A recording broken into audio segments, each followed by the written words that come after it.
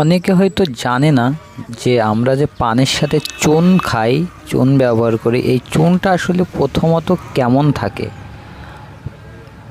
তা আজকের এই ভিডিওতে আপনাদেরকে দেখাবো আসলে চুনটা, আমরা যে চুনটা পানের সাথে খাই, যেটা একটা ক্রিমের মতন দেখতে, এই চুনটা আসলে প্রথম থাকে কেমন।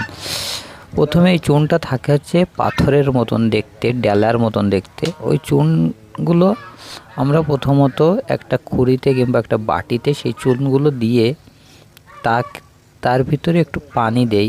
পানি দেওয়ার কিছুক্ষণের মধ্যে সেই চুনগুলো থকবক করে, যেমন গরম তেল যেমন থকবক করে ফোটে, ঠিক ওই চুন থেকে এমন থকবক করে ফুটে সেই চুনগুলো একদম ক্রিমের মতন, মোমের মতন গলে নরম হয়ে যায়।